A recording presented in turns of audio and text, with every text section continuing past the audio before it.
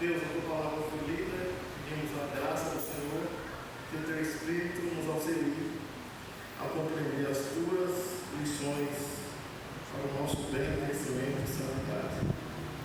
Nós oramos, suplicando a tua bênção em nome de Cristo. Amém. Quero falar com os irmãos hoje sobre o tema: o cristão e sua atitude no mundo pagão. Quando as famílias sofrem pela rebeldia dos filhos e a insubmissão, irmãos, isso não fica só dentro de casa, isso se estende para todos os âmbitos da sociedade, isso se estende para todos os aspectos da vida em comum. Porque, logicamente, se o filho é rebelde em casa, ele vai ser insubmisso na escola, no trabalho, em outros lugares, e isso se estende em todos os campos. E uma marca está escrito na Escritura. Paulo diz isso lá na primeira carta a Timóteo, que quando uma sociedade está corrompida ou paganizada, irmãos, a desobediência aos pais é uma marca frequente.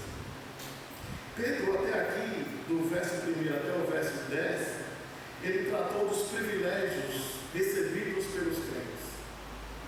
Nação santa, povo escolhido de Deus, sacerdócio real, um povo de propriedade de Deus, que oferece culto, que chama aqui no verso 4 e 5 de sacrifícios espirituais.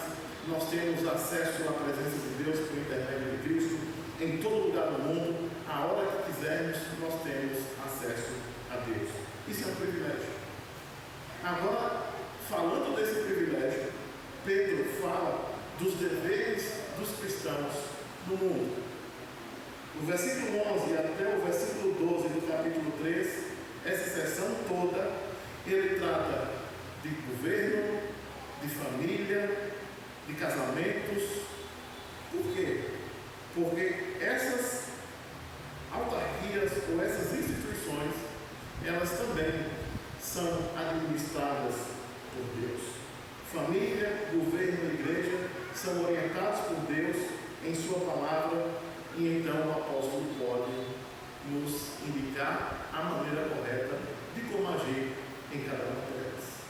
Veja que Pedro, irmãos, que toda a questão que Pedro aborda aqui, da submissão, do contexto do governo, do trabalho, da família, da igreja, porque essas instituições, elas são administradas por Deus e elas não estão fora do ensino ou do escopo da palavra de Deus. E isso é uma marca do cristianismo, de que quando nós somos transformados, a cultura à nossa volta é transformada, pelo menos no ambiente onde nós estamos, nós lutamos para transformar esse ambiente, para fazer desse ambiente um lugar santo, para que venha a brilhar a luz do Evangelho, a luz de Cristo.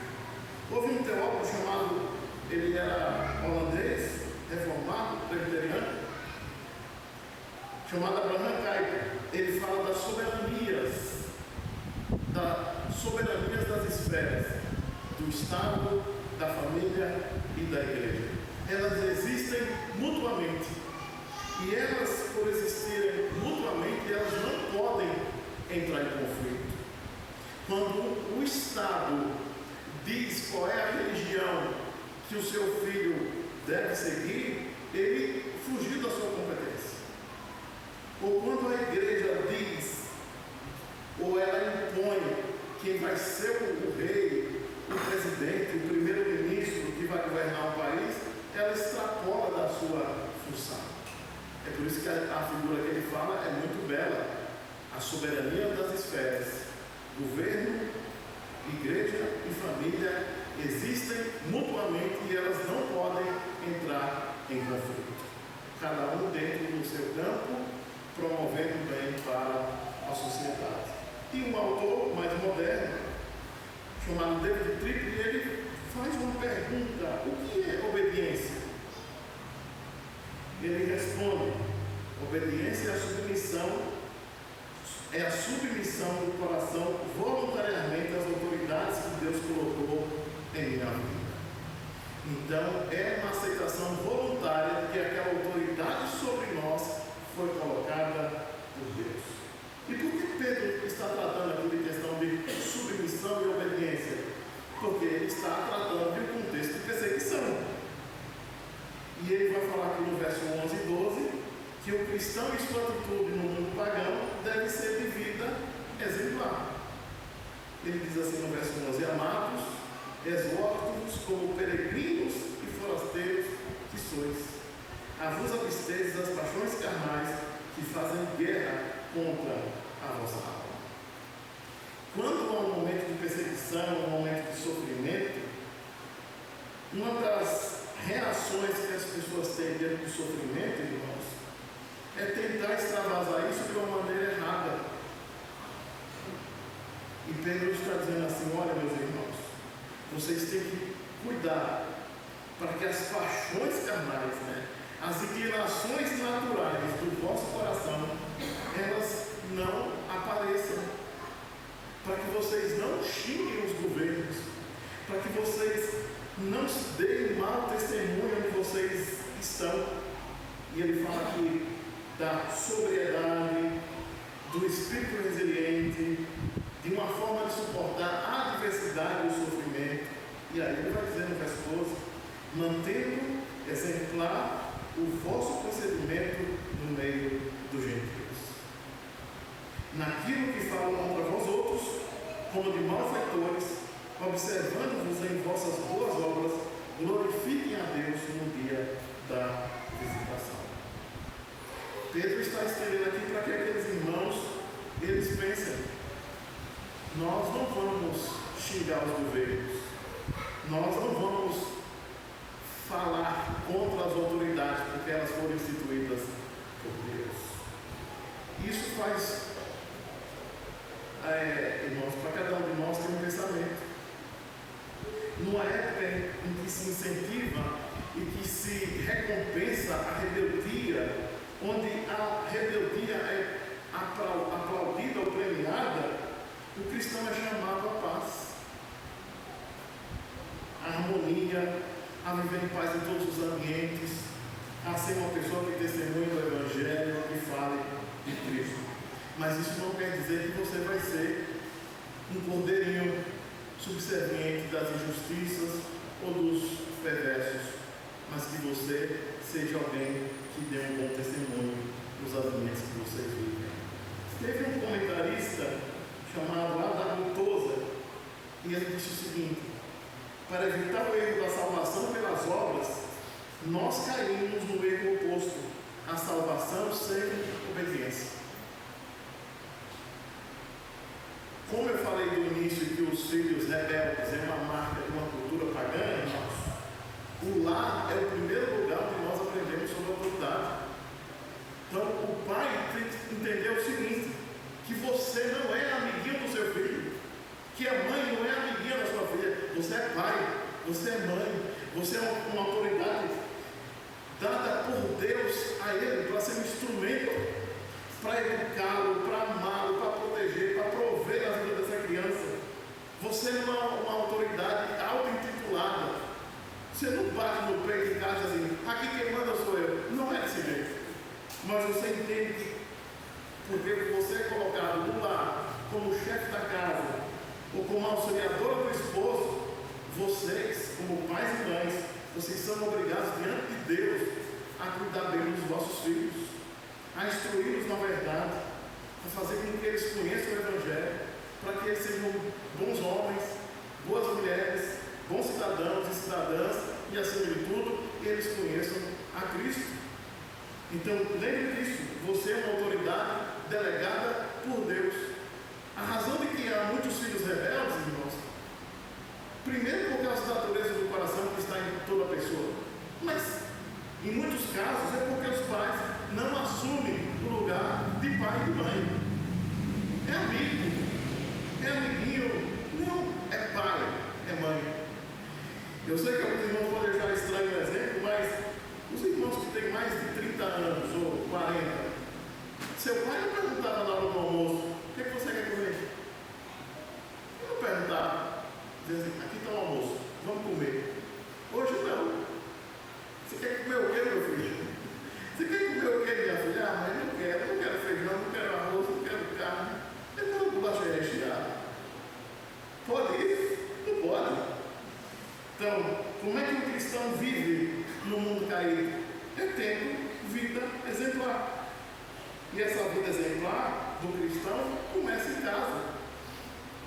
entendendo a função que cada um tem diante de Deus.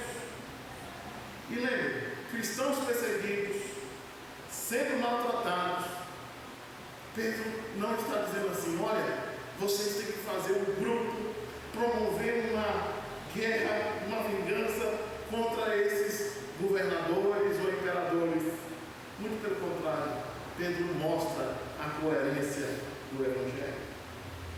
Que mesmo em face das injustiças, que mesmo em face ou a vontade do motivo da vingança, Pedro diz assim: vocês são cristãos no mundo caído. Vocês fazem e devem fazer de maneira diferente. Segunda lição do texto: o cristão, em sua atitude no mundo pagão, não resistir às autoridades, porque elas provêm de Deus. Não é de hoje que as autoridades trazem problemas para a igreja. E também não é de hoje que a igreja sabe lidar com todas as oposições. No Egito, na época do faraó, que escravizou o povo que morava na terra dele, mas foi o povo escravizado pelo faraó. O Nabucodonosor na Babilônia, o Herodes no tempo de Jesus e o Império Romano depois, em séculos subsequentes, matando os apóstolos e matando os cristãos. A igreja não existe, irmãos, porque ela é invencível ou imbatível e ela sabe lidar com essas oposições. E Pedro então diz aqui no verso 13: sujeitais a toda instituição humana por causa do Senhor, quer seja o rei como soberano. 14: que as autoridades como enviadas por ele, tanto para castigo dos malfeitores, como para o louvor dos que praticam o bem. E no verso 15 e 16, Pedro fala da liberdade. 15: porque assim é a vontade de Deus, que pela prática do bem façais emudecer a ignorância dos insensatos, como livres que sois, não usando todavia a liberdade por pretexto da malícia, mas vivendo como servos de Deus. Então, a liberdade é a condição que os cristãos vivem no mundo caído e não são contaminados por ele. Essa liberdade cristã de obedecer é uma exigência divina, de obedecer até um governo perverso. Pedro não está dizendo assim para que nós sejamos irreverentes ou irresponsáveis, mas ele está falando do nosso senso de dever diante de Deus. Ele está dizendo assim: a liberdade que vocês têm, mesmo sendo escravos, mesmo sendo perseguidos em razão da vossa fé, ela não deve abrir brechas para que vocês descumpram a lei de Deus. Quando a tirania persegue os cristãos, quando a tirania persegue a igreja, irmãos, eles não podem privar de algum bem espiritual. Nem o governo, nem o imperador, nem o regime totalitário pode encarcerar a fé de ninguém. Não pode. Pode prender, pode nos restringir a liberdade, mas a nossa fé, ela não pode ser restringida, porque é uma marca da igreja cristã. Quanto mais essa igreja é perseguida, mais ela demonstra o seu apego a Deus.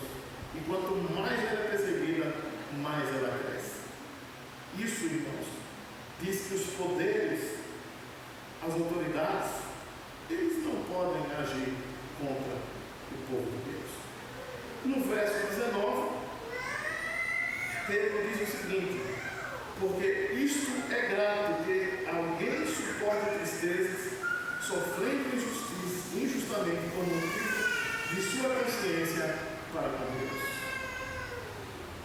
A expressão isto é grato significa isto é louvável, isto é honrável diante de Deus. Pedro, mais uma vez, não está promovendo a insubmissão ou a revolta, mas ele está indicando aqueles irmãos a obedecer. Alguém pode perguntar: mas isso não é um incentivo à sujeição ou uma entrega a uma opressão ou se deixar oprimir? Não, irmão. sabem, por uma questão de consciência, ele fala isso aqui, uma consciência tranquila e em paz diante de Deus, que um governo ele é posto por vontade de Deus. Houve muitas falsas acusações na história dos cristãos. E no contexto de Pedro aqui também. Você sabia que Pedro foi morto no império, no domínio, ou na gestão de um imperador chamado Nero? Nero, irmãos, ele assumiu o trono do Império Romano com 17 anos. E o Nero era um homem perverso. Ele matou seu irmão mais velho, depois matou a sua mãe adotiva, e ele foi só causando males. E ele era um homem muito perturbado. E ele tinha manias de perseguição. Ele achava que as pessoas iriam matá-lo e tomar o seu trono. Os historiadores não cristãos, eles dizem que Nero incendiou Roma e ele acusou os cristãos. E ele matou muitos cristãos nesse tempo. Entregou aos cães, entregou às feras, foram queimados vivos no governo de Nero. Ele começou a reinar com 17 anos e ele reinou durante 17. Aos 31 anos ele comete suicídio. Ele era um homem muito perturbado. Quais foram as acusações que os cristãos sofreram? Eles foram chamados de canibais do momento da ceia, porque os incrédulos não entendem que a ceia é o corpo e o sangue do Senhor. Eles foram chamados de muitas outras acusações, porque eles não entendem a fé cristã. E Pedro então está dizendo aqui, olha, se você rejeitar a autoridade, você está rejeitando a Deus. Um bom testemunho do cristão é obedecer. Alguém pode perguntar, mas eu vou obedecer a um governo pagão que não teme a Deus, que promove a progressividade? Eu vou pagar imposto para esse tipo de governo? Nós somos obrigados a isso. Por que, irmãos? Um governo perverso, ele é assunto ao trono, seja um governo, um imperador, um rei, um primeiro-ministro, um governador, um presidente, ele está lá por vontade de Deus. E quando o governo perverso assume o poder, tem duas lições muito claras. Deus quer disciplinar um povo rebelde por meio de governo perverso. E Deus quer ensinar os crentes a serem mais crentes, a não fazer como este governo. Mas lembre, Deus pode abençoar o seu povo, mesmo em face de um governo perverso. A história está aí para dizer que a igreja cresce no Império Romano, no meio do paganismo. A igreja cresce no meio desse contexto. E qual é o único momento em que os cristãos devem desobedecer a um governo? Quando esse governo quer tomar o lugar de Deus ou nos induzir a desobedecer a lei de Deus. Esse é o momento em que os cristãos eles podem desobedecer a qualquer governo ou autoridade.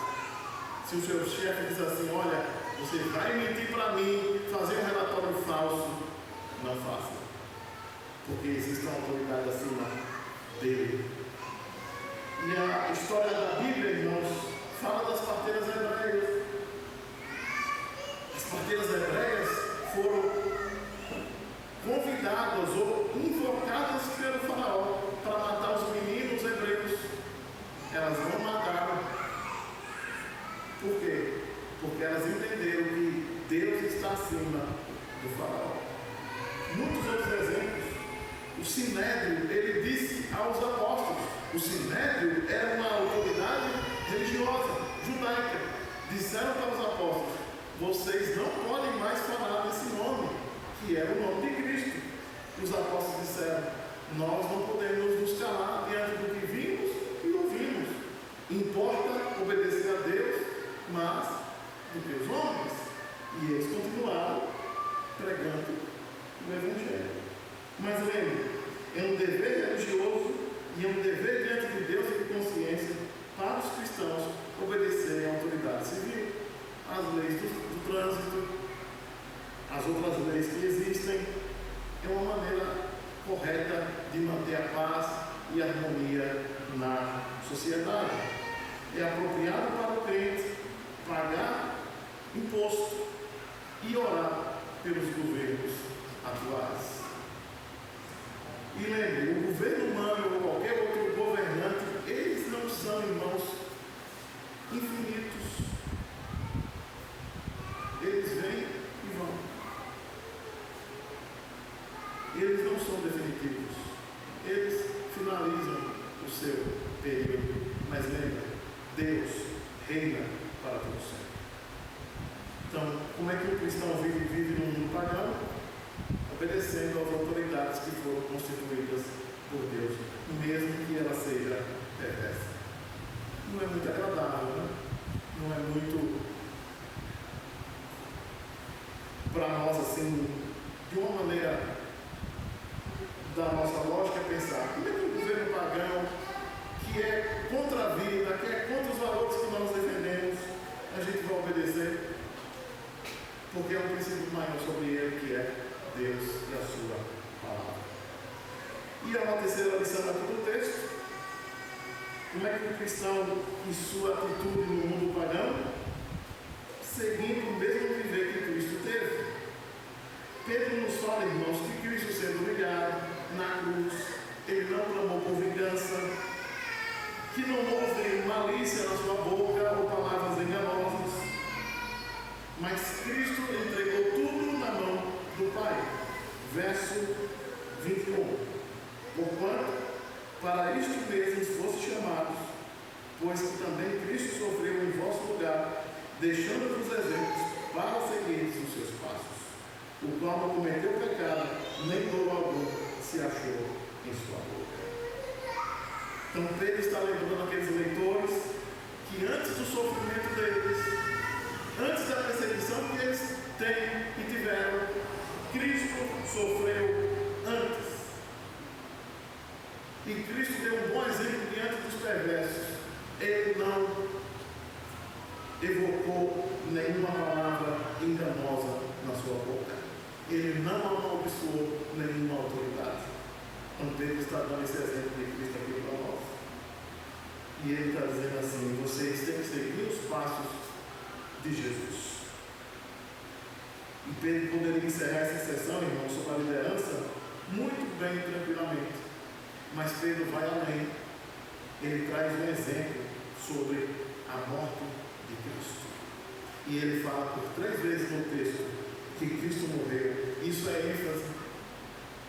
Isso é para dizer que a morte de Cristo por nós é um exemplo de que nós não devemos buscar revanche, de que nós não devemos desejar a morte dos governos ou dos governantes que estão sobre nós, da raiva diante de tanta injustiça que governos e políticos fazem no Brasil e na história da política do Brasil.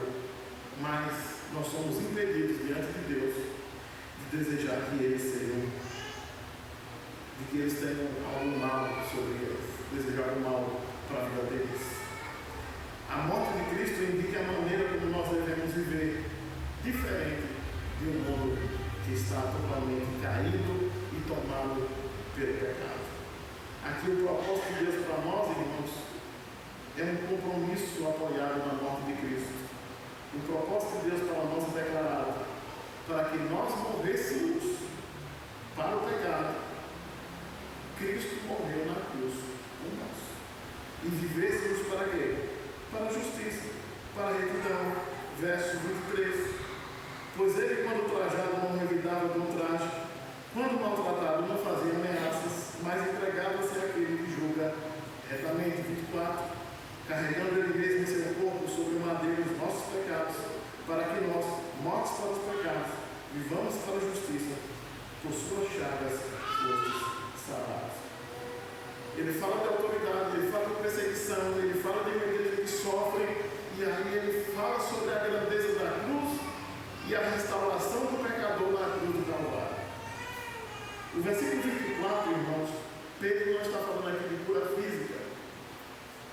Esse texto é muito usado na teologia neopentecostal para dizer o seguinte: que Cristo morreu na cruz para que nós tenhamos uma saúde plena, que as nossas doenças serão curadas se tivermos fé em Jesus.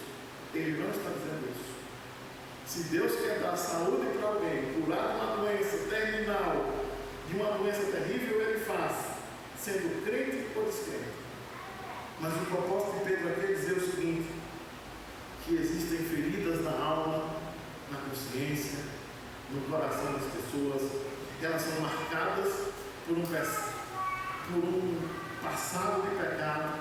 Elas sofreram violências verbal, física ou até sexual, e elas estão marcadas com essas feridas. Qual é a resposta para tudo isso? Para essas cicatrizes, irmãos, em muitas pessoas? Pessoas que foram violentadas. Qual é a esperança? É o Evangelho. É Cristo que restaura uma vida, que traz uma perspectiva nova. Então ele está dizendo assim: não deixe que a raiva, que o ódio, em razão do sofrimento do passado, de algum ato do passado que alguém fez contra você, lhe sufoque. Mas lembre, pelas suas chagas vocês foram sarados. E pela morte de Cristo na cruz, todos esses traumas eles podem ser restabelecidos. Deus pode trazer uma cura a um coração de um homem que foi torturado no passado, de uma moça que sofreu violência sexual, de uma criança.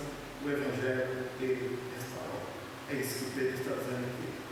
Lembre, irmãos, as histórias familiares, casamentos, criação de filhos, governos e governantes, eles não estão fora do grande conflito de autoridade ocorrido no Éden, quando os nossos pais comeram do fruto. Toda essa coisa terrível de rebeldia, desobediência, de onde vem tudo isso? O desejo da independência de Deus que Adão e Eva tiveram quando comeram do fruto. Então isso vem de lá até os nossos dias. E como é que resolve essa rebelião da sociedade e da humanidade? A cruz. A cruz resolve essa rebelião. A cruz resolve também essas cicatrizes da alma. Se você sofre por alguma coisa do passado, de algum dano que alguém fez a você, lembre, o Evangelho é poderoso para restaurar uma vida. E é por isso que Jesus morre na cruz.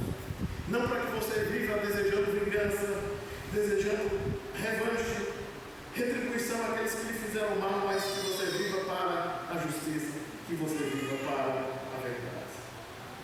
E por fim, eu quero dizer o seguinte: que nós somos forasteiros nesse mundo, nós somos viajantes nessa terra. Aqui não é o nosso lar definitivo. O nosso lar definitivo é o novo céu e a nova terra prometida pelo Senhor Jesus. Então, como peregrinos, nós precisamos deixar que qualquer embaraço, que qualquer coisa que atrapalhe a caminhada, fique para trás.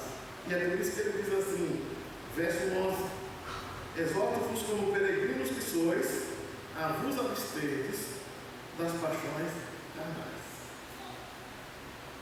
Conclusão, irmãos: nós somos cidadãos de dois reinos, ou de dois mundos.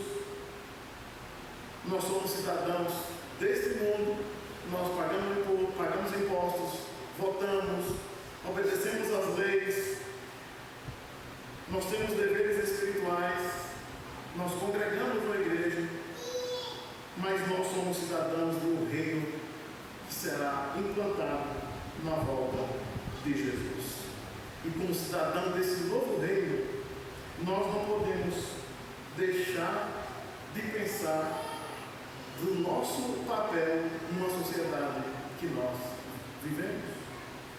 Nós temos que lutar pela verdade, pela justiça, temos que voltar e votar no melhor candidato possível. Nós temos que promover a paz. E lembre, temos responsabilidade nesses dois reinos, no reino por vir e no reino presente, no mundo presente. mas Cristo é o Senhor supremo. Queria convidar você a ficar de pé, vamos orar.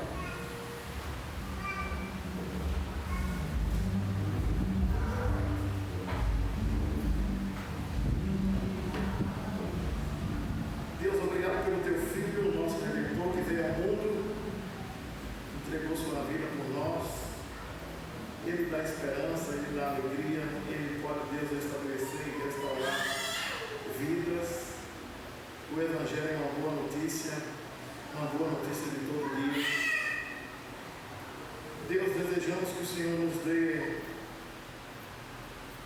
as oportunidades de pregar o teu Evangelho onde estivermos, de sermos sal e luz nessa cidade, de pensar no nosso compromisso como cidadãos, de pensar, ó Deus, o dever nosso de promover a justiça do reino onde estivermos, de honrar a Cristo, de honrar o reino do Senhor, de dar bom testemunho. Nos ajude, Deus, em meio às perseguições que estão presentes, ó Deus, nesse mundo caído. Nós não somos isentos disso. Nos dê habilidade, sabedoria para lidar com essas questões atuais e futuras também. Guarde o teu povo, Deus, guarde os meus irmãos nessa semana, conceda a tua graça sobre eles, que eles, como cidadãos desse mundo e como cidadãos dos céus, honrem a Cristo onde estiverem.